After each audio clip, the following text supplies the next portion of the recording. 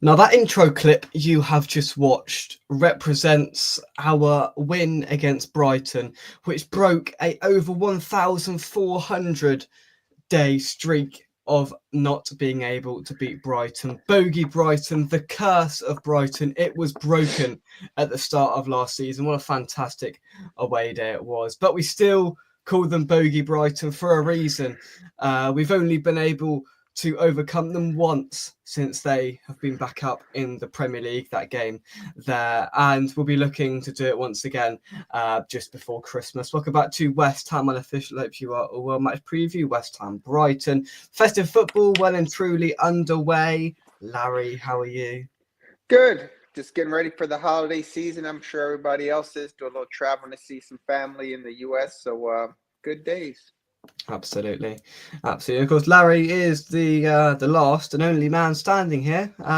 He's the only one that's turned up out of all of them. So, Larry, firstly, thank you very much indeed for being here. A bad attendance for the rest.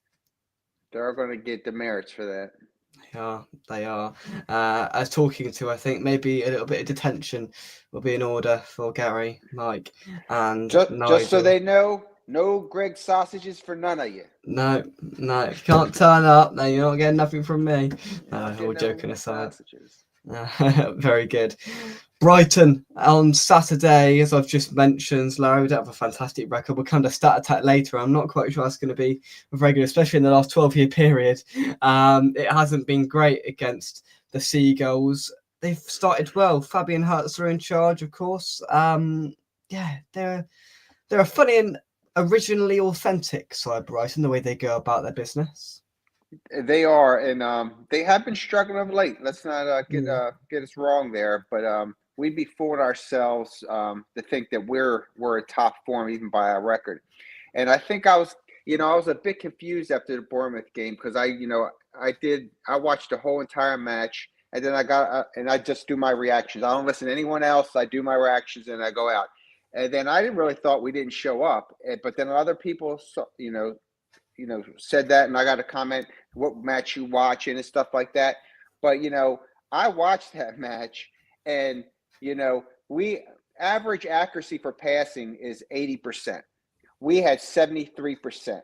And nobody, and out of that 73%, imagine how much would have been taken away if we didn't have them backward passes to another person. We'd be right down in the 50s.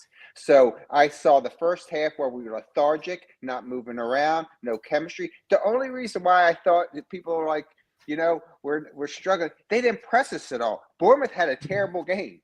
Their starters came out, their starting attack guys came out 60th minute or something like that. And then I actually saw some movement in a second, but they started pressing us a little bit more.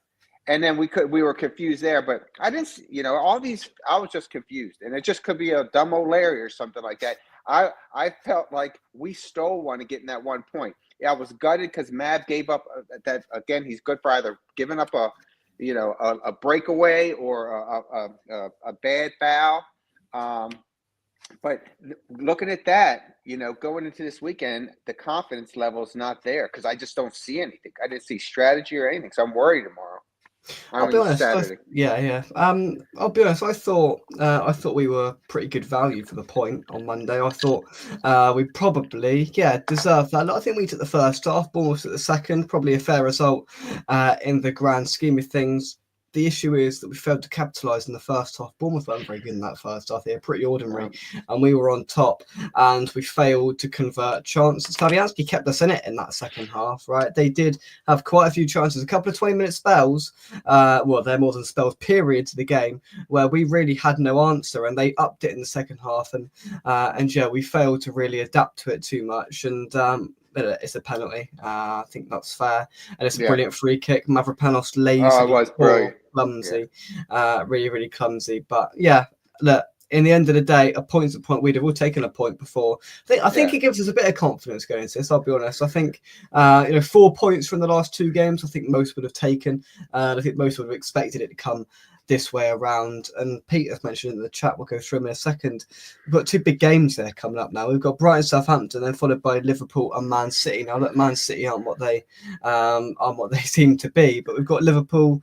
Then we go into the likes of Fulham and Villa in January. Some decent outfits there. So you look at this game against Brighton, okay, good side. You look at Southampton on Boxing Day, especially, really, really good. Really, really beatable side in Southampton.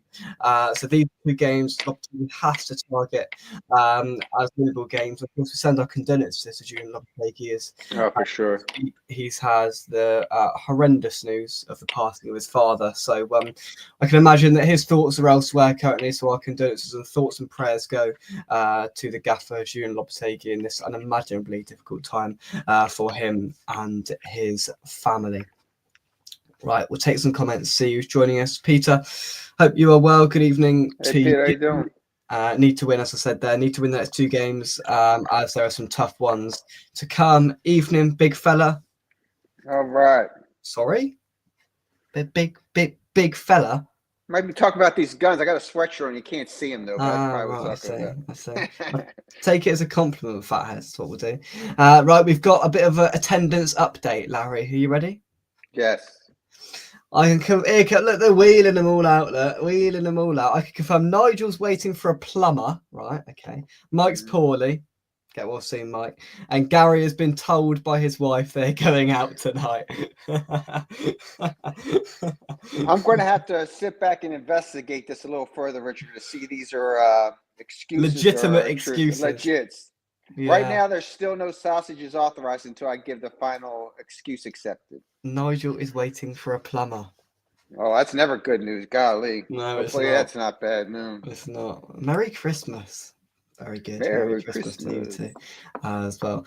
Bournemouth were definitely taking the first off. They were absolutely. They were poor all game on match. I thought they came alive a little bit in the second, and that's what made us struggle some. But they weren't on form compared to some of the other ones. And this is the West Ham sort of mindset. I thought exactly the same thing, Peter. Thought we would lose once they equalised. I thought they'll go up and score again. That was the exact thing. I was so angry, Peter, with it when that went on and that quickly. I was just irate, especially how it was given. Granted, that kick was beautiful by them, but it should have never got to him. Yeah. No, absolutely. We have no plan B at all, even less than under Moyes. I agree. Yeah.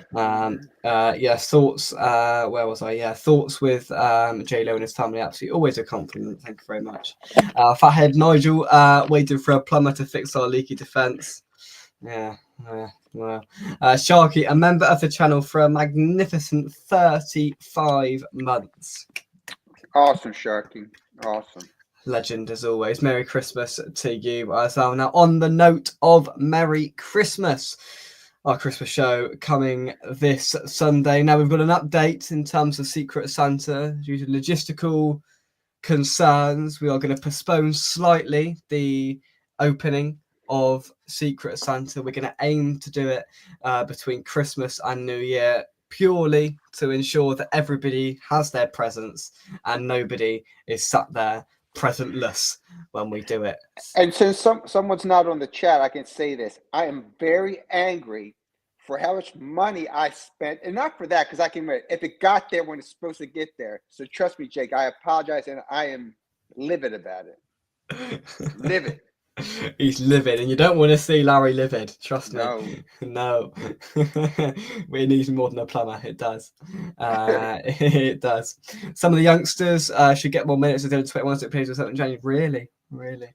I did like that. I don't know if he was putting out, because Skulls and Casey came on. Yeah, they both came on. I mean, didn't have much to do. Skiles had one good stop that I saw there, but it was nice to see it. I've always rated Skiles. I like him, so it was nice to see.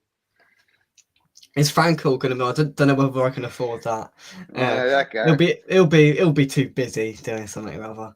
He'll be in Vegas. He'll probably do some. Yeah, he'll be in Vegas. See, you mentioned Vegas. You get balloons, Larry. Look at that. When was the time when he called in? He was like in Vegas. Remember? And probably, yeah. No, he did on one of your shows and he popped in. It was funny. Yeah, he was in the casino, I suppose. The casino, yeah. It's usually where you'll find him, yeah. Let's have a look here. Jake, are you waiting for the sales to buy the Secret Santa present? My Secret Santa present was bought in the space of 24 hours of me receiving my name, I'll have you know. It was done, sorted, and it went on the credit card. No, I'm only joking. Paid for there and then, and there is no West Ham official company card, unfortunately. I wish there was. Just early, a little early, soon. Yeah. Oh, we got to pay the StreamYard bill in January, Larry. Blimey. Oh, no, my Christ goodness. on a bike. Yeah. Tell me about it. I'll tell you what, you think I'm tight, you wait till that money leaves my bank account in the next month. It'll be a whole new level, right? A whole new level. Peter says, don't know if they're good enough unless you play them. Absolutely. Absolutely. I can confirm that Jake's present he bought has no yellow sticker. Thank you very much. It would be a bit bizarre if what I've bought had a yellow sticker, to be honest.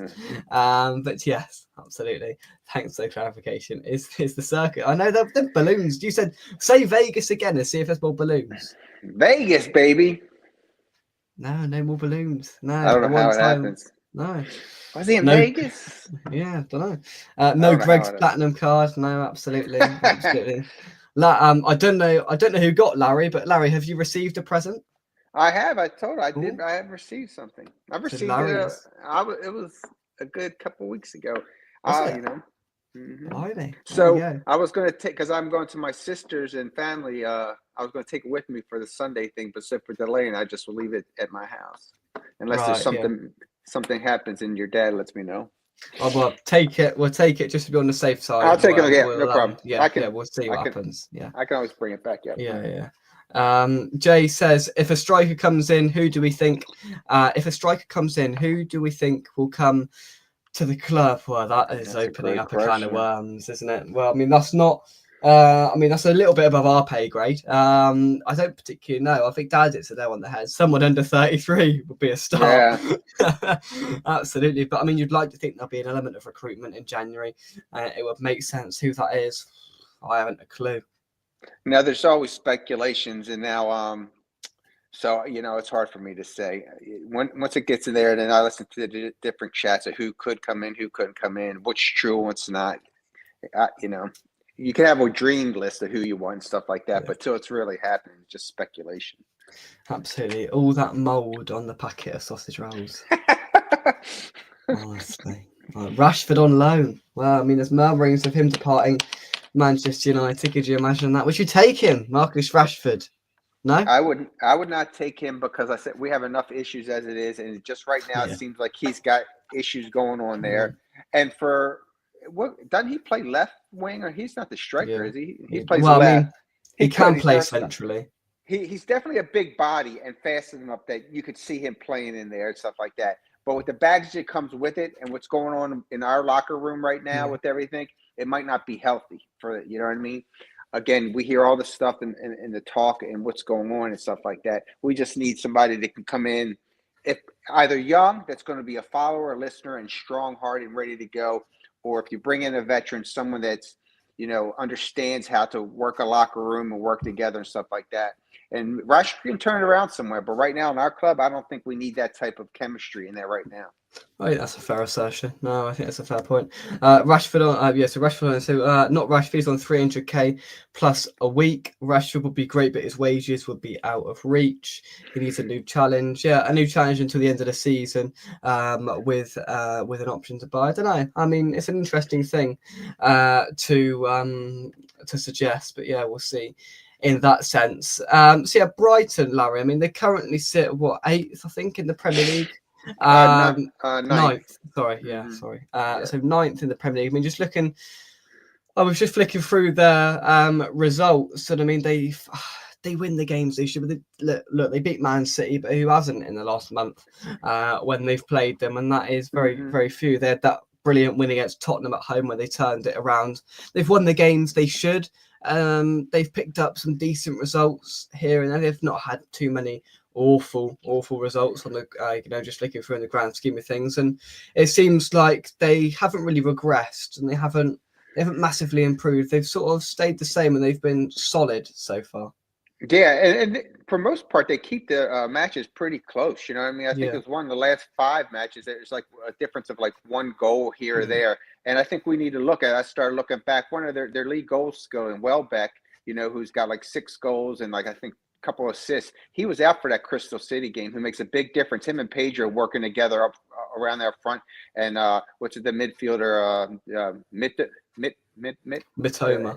Mitoma, the Asian guy, they seem to have a good chemistry. So that could have cost them right there. He's still like 75%. Why I know the exact percentage? Because he sits on my bench on my fantasy. So I did know that information there. But he's quality if I need to bring him in for Holland, who's struggling for me. So he may have to swap out. But seriously, they're a formidable club. And one thing they do come out, what I did some looking at their strategies, they usually do come out to 4-2-3-1, but they move around a lot. They'll change up the formation a lot of the times, and the manager's good at setting up a formation against what kind of club there would be. So I would see more of and they do a high line, so I could see them if they're fully healthy and stuff like that. With a team like us and our weakness in our back, they definitely could do press us hard and see what happens. That's why I go back to that Bournemouth first half.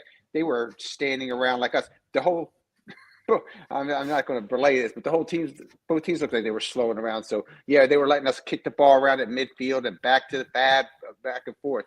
But if a quality team that has that type of capability, which Brighton looks like they have, they could do that. So yeah, absolutely. I mean, Peter picks up a point that I was going to highlight. Welbeck is out here. So I saw someone put that on Twitter.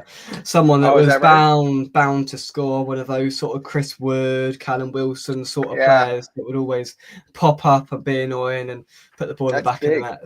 So that's a big one. Yeah. Thanks, Peter. In terms of strikers, Andy Carroll, in the 3rd division of the French football pyramid.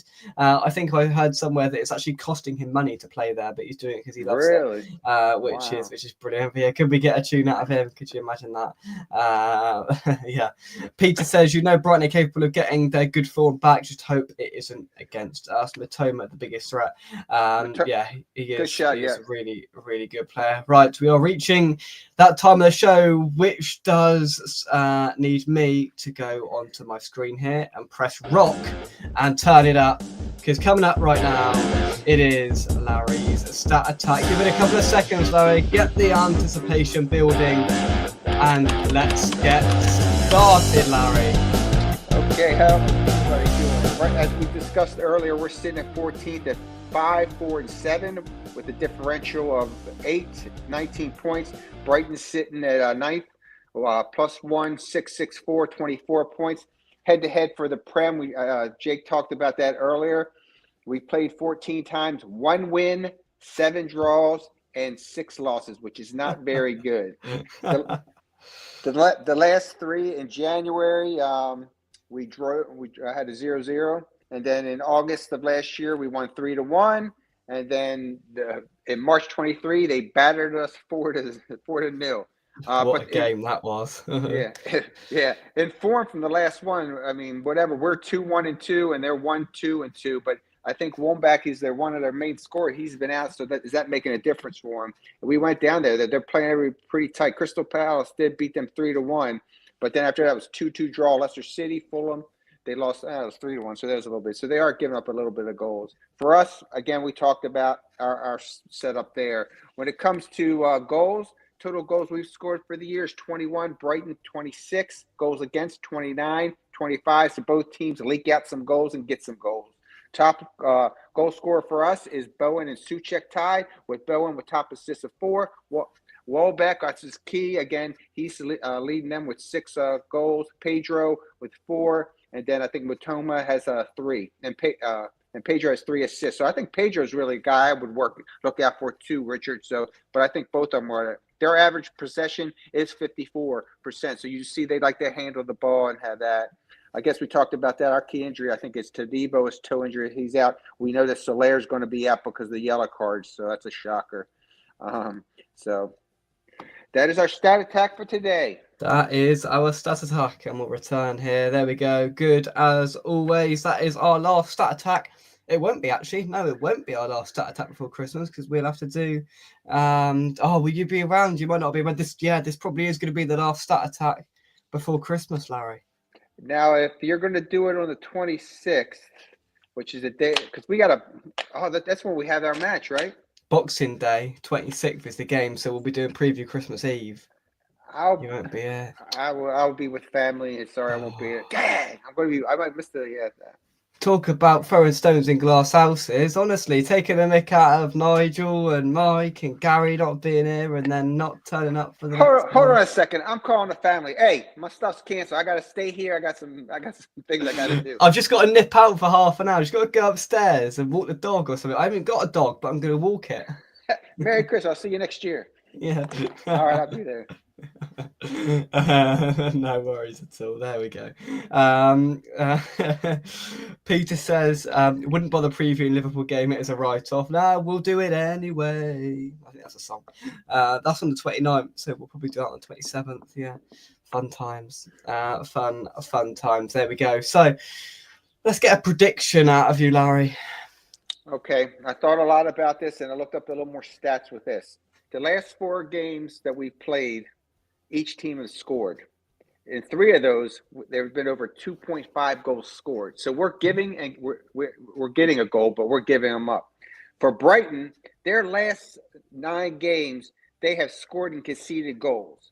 And then they press, but they're open to the thing. So I think this could be a high-scoring game. After watching Monday's match and stuff like that, I'm going to go with a 2-2. Oh yeah, I took your thing. I took it. The one time I let somebody else have a flipping prediction. Do you know what? I thought Larry won't go for that. He'll go for a win. Right? He has wrote it down. You can't get the stuff, can you?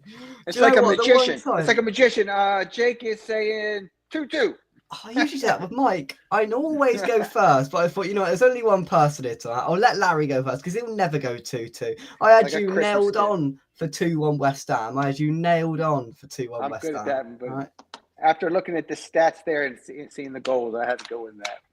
Unbelievable. Well, I was going 2-2. Not very often this happens, but I'm going to have to change my prediction. I flipping won't be letting anyone else go before me again. I'm going to go for us to win 2-1 then. I'm going to be a little bit more positive than I'll take that. For West Ham 2, Brighton 1, and hope for the very best. But look, there we go.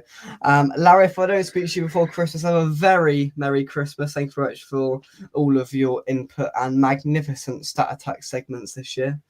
Merry Christmas to you, Richard and Sarah, to the chat out there, to Nigel, to Mike, to Gary, who couldn't show up like I could and be on time. Merry Christmas.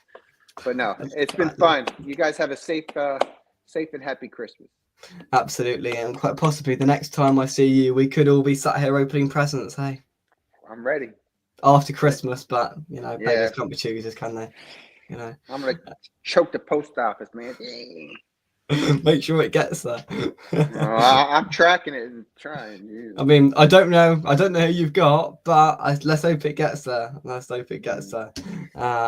yeah, all good. Thanks everybody for getting involved in the chat. A couple of predictions before we go. Desmond, there we go. Great minds think alike right there. A couple of 1-alls in the chat. So not too much confidence, I think it's fair to say. No one predicting a win apart from me, which is not a very good sign. But yeah. There we go. So to like on the video, subscribe to West Ham Official. I won't be back with the build-up show because we are out. So probably Premier League round-up show Sunday or Monday, and then we'll be previewing. We'll be previewing Christmas Eve. Southampton away. We are at Southampton away on Boxing Day. The hat will be coming out. We'll be taking the very short trip down to the south coast of Southampton for Boxing Day. So there'll be a cheeky vlog for that. And I mean, if we can't beat Southampton, we just will not bother, Larry. So there you go. I agree that. All of that good stuff is to come before and just after Christmas as well. So we'll have our Christmas show on Sunday night as well. 7:30 we will be live here for a couple of hours where anything goes, well, within reason, anything goes. And we'll be talking all things Christmas, very minimal West Ham chat, because it's Christmas, isn't it? So Christmas show Sunday, probably preview Monday for Southampton. So plenty of good stuff to come on the channel. So look forward to that. And Larry, thank you very much indeed. There's only one thing left. Come on, you Irons. Come on, Lions, and we'll see you soon right here on West Ham Official. Thank you very much, and goodbye.